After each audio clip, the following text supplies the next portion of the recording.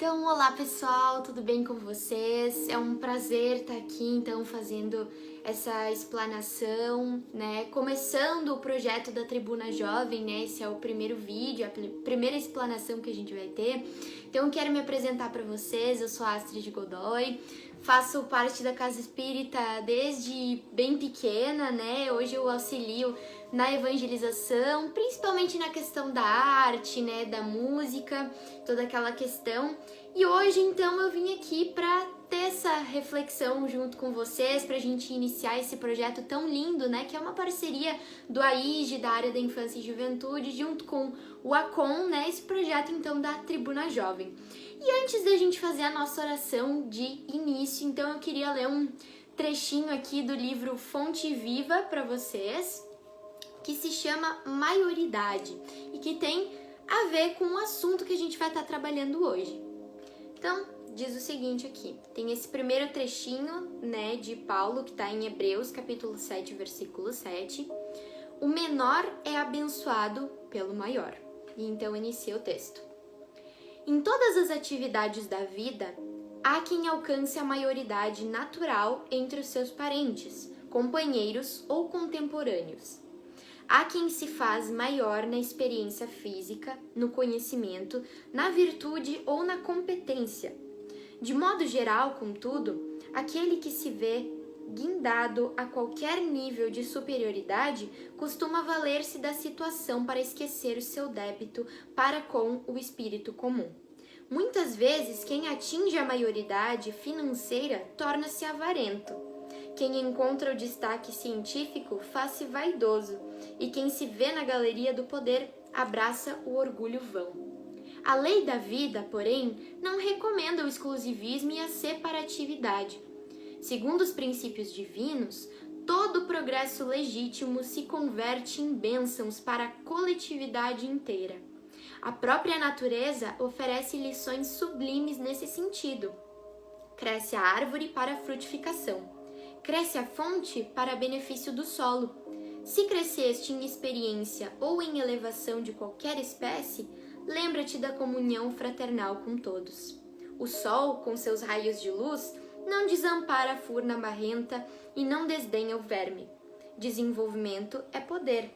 Repara como empregas as vantagens de que a tua existência foi acrescentada. O espírito mais alto, de quantos já se manifestaram na terra, aceitou o sacrifício supremo, a fim de auxiliar a todos sem condições. Não te esqueças de que, segundo o estatuto divino, o menor é abençoado pelo maior. Muito bem. Então agora vamos fechar os nossos olhos. Vamos elevar os nossos pensamentos a Deus, agradecer por mais um dia de vida, por nós estarmos aqui, tendo mais uma oportunidade neste planeta, de nos melhorarmos, de corrigir os nossos erros, resgatar os nossos débitos. Mais uma oportunidade da gente poder estender a mão para o nosso próximo, a gente poder auxiliar as pessoas ao nosso redor. E vamos agradecer também por essa reflexão que nós estamos prestes a fazer, por essa conexão que nós estamos formando, não fisicamente, mas por pensamento, estamos todos unidos neste momento. E humildemente, então, queria pedir permissão para nós iniciarmos essa explanação de hoje. Que assim seja. Muito bem, gente. Então, o assunto que a gente vai estar trabalhando hoje é a importância da participação ativa do jovem no movimento espírita. A gente percebe que cada vez mais está se falando sobre isso, né? Os palestrantes estão falando cada vez mais sobre isso, instigando os jovens a participarem ativamente das atividades na casa espírita, estão instigando também os trabalhadores mais experientes, as pessoas um pouco mais velhas, né? Os adultos, a também instigarem o jovem a participar, a chamarem o jovem pro movimento espírita, né? Mas uma pergunta que nos vem à mente, mesmo que seja de forma inconsciente, né? É por que os jovens devem participar do movimento espírita? A gente se pergunta isso, né? Mas primeiramente a gente precisa entender o que é o movimento espírita? Essa é uma questão muito importante. Então, eu tirei lá do site da FEB, né, a definição, então, de movimento espírita. Movimento espírita é o conjunto das atividades que tem por objetivo estudar, divulgar e, principalmente, praticar a doutrina espírita. Isso é muito importante a gente destacar, a gente precisa, né, como diz ali essa última palavra, praticar a doutrina espírita, é muito importante que a gente saiba isso.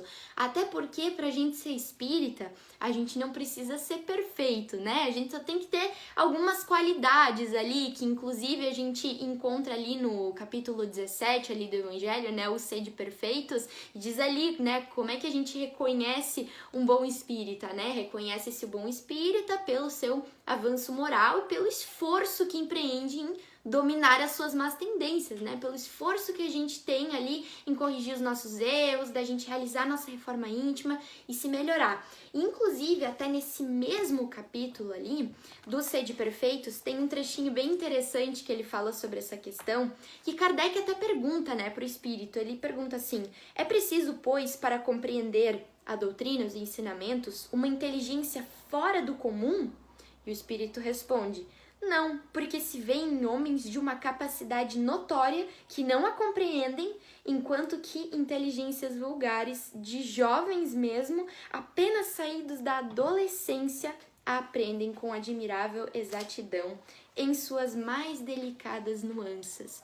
Então, quando ele diz aqui a inteligência vulgar, não tá falando vulgar mesmo, né, no sentido literal ali da palavra, mas diz de uma coisa mais inocente, né, daquela questão de ter menos experiência de vida. Então, vem extremamente ao encontro disso que a gente tá falando aqui, né, sobre a importância da participação do jovem no movimento espírita, dessas qualidades que a gente deve ter, né, pra gente participar ativamente, pra gente se engajar e pra gente se comprometer. E uma questão que é bem importante a gente ressaltar é que desde muito tempo, né, tanto Jesus quanto ali na época de Kardec, né, vem sendo ressaltada essa importância do jovem participar da doutrina espírita, participar do movimento espírita, né? Inclusive, Kardec utilizou, né, jovens, inclusive foi Caroline e Julie Baldin, né, e a irmã Cidufo foram as principais médiums, né, que ajudaram ali na codificação, e elas tinham entre 13 e 16 anos. Mas é claro que naquela época aquilo era bem diferente, né? Hoje a gente entende que não é possível a gente colocar um jovem de 13, 16 anos, né, para de fato trabalhar numa mesa mediúnica, porque a gente tem esse cuidado, né? São outros tempos, a consciência é diferente, mas só trazendo essa curiosidade, né, na verdade, que a gente consegue perceber já como desde cedo sempre foi sendo ressaltada essa importância do jovem estar inserido, né, no meio espírita. Inclusive, a gente pode até destacar Jesus, né, na escolha ali dos apóstolos, né, na escolha de João e André, que pra gente, né, no nosso ponto de vista, eles tinham entre 20 e 24 anos ali, pra gente eles são considerados jovens, né? Então ali a gente já percebe essa questão. Inclusive, tem uma frase do irmão X até que é bem interessante que eu gostaria de ressaltar, que diz o seguinte: ele não escolhia os qualificados, qualificava os escolhidos. Então é isso que a gente acabou de falar sobre as qualidades que nós devemos ter, né, para sermos espíritas, para a gente participar da doutrina espírita, que a doutrina espírita tem esse mesmo papel. Então, na hora de procurar os trabalhadores, da gente engajar as pessoas se engajarem no movimento espírita, a gente não está procurando trabalhadores que estejam qualificados, que estejam prontos, mas a doutrina espírita justamente tem esse papel de nos auxiliar a gente se qualificar. Então, isso daí a gente já tem que ressaltar, que muitas vezes, né, o jovem nessa idade a gente sabe que é bastante complicado porque a gente tem 1000 coisas na cabeça, né? A gente quer fazer muitas coisas ao mesmo tempo e nem sempre nós conseguimos nos comprometer de fato em total fazer um total comprometimento, né, com as atividades que tem dentro da casa ou dentro do movimento espírita, mas isso não quer dizer que a gente deva simplesmente tirar o jovem desse meio de trabalhar, né, de realizar essas tarefas dentro da casa, até porque é só por meio do trabalho, realizando as atividades, que a gente vai se qualificar para nos tornarmos trabalhadores em outras áreas que vão exigir um maior comprometimento. Então é por meio de pequenas tarefas, ajudando na limpeza, ajudando ali na recepção, ajudando nas outras tarefas, que a gente vai conseguir se melhorar, que a gente vai conseguir ir se qualificando, né? Por isso essa importância de as pessoas mais experientes, das pessoas que estão há mais tempo na casa, né? Os adultos irem também destinando essas tarefas aos jovens, para que a gente consiga ir se desenvolvendo dentro da casa espírita. E até outro trechinho que a gente não pode esquecer de destacar, né, que Jesus já falava, deixai vir a mim os pequeninos, né, isso é uma questão bem interessante, porque Jesus ali já destacava a pureza, né, do coração das crianças, aquela questão da humildade, ele ressalta ali, isso é um trecho bem bonito ali do Evangelho que sempre vem à nossa mente, né. Eu queria ler um trechinho aqui para vocês de Leon Denis, que está no livro O Grande Enigma, né? De 2011, inclusive, estava no site da FEB ali. Se eu não me engano, é até uma apostila ou algum livro didático, alguma questão assim, tá ali no site da FEB. E esse trecho aqui, essa reflexão que ele faz é bem interessante, também vem ao encontro desse assunto que a gente está abordando. Torna-se, pois, necessário refazer completamente a educação da mocidade, se desejamos acelerar as vitórias e o progresso do século por vir. É preciso que tudo em torno dessa juventude, homens e coisas, artes e ciências, literatura, tudo lhe fale de grandiosidade, nobreza, força, glória e beleza. Será a divisa da legião nova, isto é, da mocidade livre, liberta das peias, das falsas disciplinas, da mocidade que se interroga e se ausculta a si própria, que ouve as vozes íntimas e procura compreender o seu destino, estudando o mistério e a lei da evolução. Então, assim como a gente acabou de comentar, acho que é muito importante esse papel dos evangelizadores, das pessoas mais velhas na casa, né, de destinarem essas tarefas, esses trabalhos para o jovem e de também adequar os ensinamentos, as informações que são passadas à visão do jovem, por meio da arte, por meio de uma forma diferente de abordar os assuntos que no futuro, né, depois quando esse jovem crescer, se tornar adulto, ele vai conseguir ver essas questões de uma forma mais profunda, né, como elas realmente são, mas a gente pode até comparar isso com as parábolas que Jesus contava para as pessoas. Era uma maneira que as pessoas tinham de entender melhor aquilo que ele estava querendo passar. E o mesmo que Leon Denis ressalta aqui nesse texto é isso, que para a gente também inserir o jovem, a gente também precisa fazer esse esforço, né, de não adaptar os ensinamentos da doutrina, mas adaptar a forma como isso vai ser passado, para chamar mais atenção no jovem, né, para que a gente consiga entender isso melhor. Eu falo a gente porque, né, eu sendo uma jovem, eu posso falar assim desse jeito. Mas isso ele destaca aqui que é muito importante a gente sempre ressaltar, né, porque muitas vezes nem é questão de o jovem não querer participar, mas é porque às vezes o meio não chama tanta atenção, ou o jovem acaba não se interessando, até mesmo por conta do jeito que essas informações são passadas. E isso a gente também vê do papel dos evangelizadores, né? A gente sempre observa na casa espírita, o evangelizador tá sempre se desdobrando para cima e para baixo para tentar achar uma maneira interessante de passar essas informações, de passar a palavra de Jesus ali, o que tá na doutrina espírita. E aí, com essa ideia, né, do jovem começar a trabalhar na casa espírita, do jovem começar a participar ativamente do movimento espírita, a gente entra naquela situaçãozinha ali do protagonismo jovem. E muitas vezes a gente até nem se dá conta do que quer dizer isso, né, do que é o protagonismo jovem. E tem esse trechinho aqui dessa apostila da FEB, né, subsídios das ações da juventude espírita, que diz o seguinte, esse trechinho aqui eu queria destacar porque ele é bem interessante. O protagonismo juvenil é uma forma de atuação com os jovens a partir do que eles sentem e percebem na sua realidade.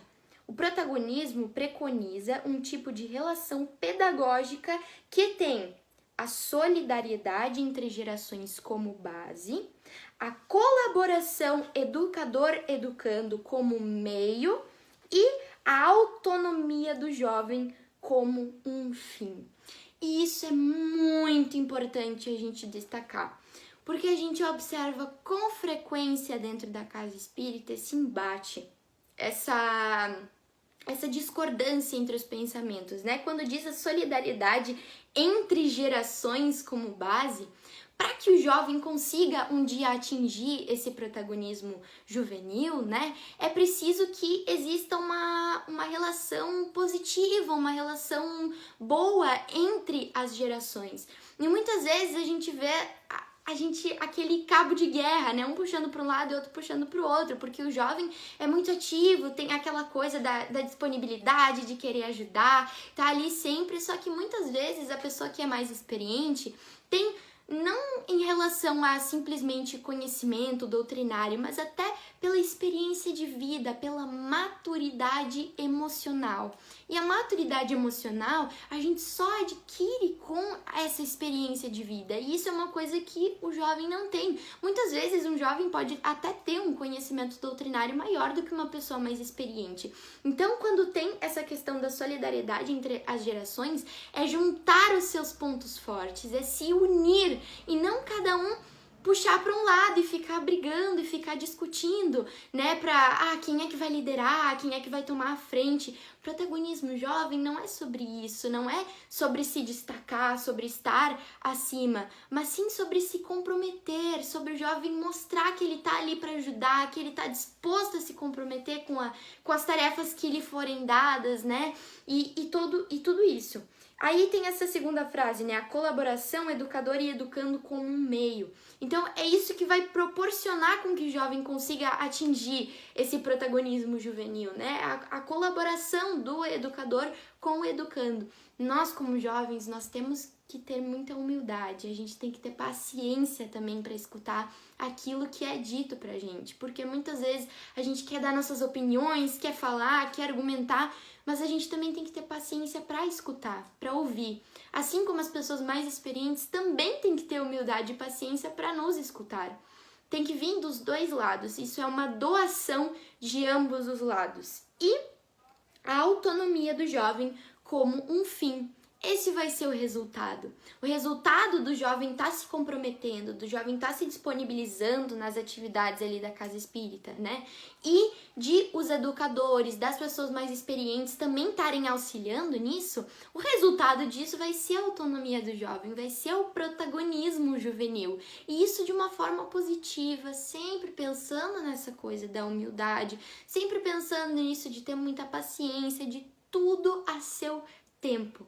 A gente não pode querer pular etapas, né? Tudo são fases, são processos que a gente tem que passar. E por meio dessas atividades, por meio dessas responsabilidades que forem destinadas ao jovem, é que ele vai conseguir se melhorar e vai adquirindo essa experiência de vida que vai proporcionar a ele essa maturidade emocional que é tão importante, né? Assim como é o conhecimento doutrinário, né? Ambas as coisas são muito importantes. Então, depois disso, eu queria encerrar essa reflexão com um outro trechinho, né, do jornal Mundo Espírita de 2005, que foi uma psicografia do Divaldo, né, o espírito Bezerra de Menezes, em que ele diz o seguinte: o movimento espírita precisa do jovem, assim como o jovem precisa mostrar ação ativa no espiritismo. Os dois pelo mesmo motivo: renovar-se e evoluir com Kardec e Jesus. Então, acho que depois dessa nossa reflexão tá bem respondida aquela pergunta lá do início, né? Que a gente se comprometeu a responder durante a reflexão. Por que os jovens devem participar do movimento espírita? Assim como todos nós que estamos nos dedicando à doutrina espírita, é para o nosso progresso, para a gente evoluir, pra gente se melhorar e um ir ajudando o outro. Muitas vezes um tem uma fraqueza que o outro não tem, e o outro tem uma fraqueza que o outro não tem. E assim a gente vai se unindo e vai se ajudando, né? Cada um com o seu ponto forte, se unificando e não nos afastando e querendo decidir quem vai liderar, mas sim mostrando esse comprometimento, porque todos nós temos que mostrar isso. A gente tem que se comprometer com essa ideia. Nós não podemos mais alegar ignorância, né? A gente precisa se melhorar. A gente precisa realizar a nossa reforma íntima. Tá na hora da gente se comprometer, né? E isso vem ao encontro da participação do jovem também. O jovem precisa mostrar esse interesse, precisa mostrar essa dedicação, esse comprometimento, assim como as outras pessoas mais experientes também. Tem que ter humildade para escutar o jovem, tem que dar espaço para o jovem. E a gente também sempre tem que ter humildade, tem que escutar também. Então agora, gente, eu gostaria de fazer a nossa oração de encerramento, né, para encerrar essa reflexão, que foi até bem breve, mas a gente inicia então muito bem, com sucesso, o nosso projeto da Tribuna Jovem, né, que é um projeto tão importante. Aí tá um exemplo de espaço sendo dado ao jovem, para o jovem falar, para expor as suas opiniões e também para levar adiante os ensinamentos de Jesus, os ensinamentos do Mestre, tudo que tá ali, né, no Evangelho, no Livro dos Espíritos, na doutrina espírita. Então, eu queria convidar todos para a gente fechar os nossos olhos, agradecer mais uma vez, então, novamente, pela oportunidade de estarmos aqui, por termos acordado hoje de manhã, neste dia. Agradecer aos nossos mentores espirituais que estão sempre ao nosso lado, nos auxiliando. Mesmo quando nós não conseguimos escutá-los, eles estão sempre soprando bons conselhos para que nós consigamos tomar as melhores decisões. A gente tem que agradecer também pela dádiva que é o conhecimento da doutrina, pela dádiva que é saber dos ensinamentos de Jesus. Que aos poucos a gente consiga sempre se esforçar cada vez mais para colocá-los em prática no nosso dia a dia e ir realizando a nossa reforma íntima, nos melhorando. Então, humildemente pedimos permissão para encerrar nossa explanação de hoje. Que assim seja. Então, gente, gratidão pela participação de vocês, pela presença de todos vocês. Foi um prazer estar aqui.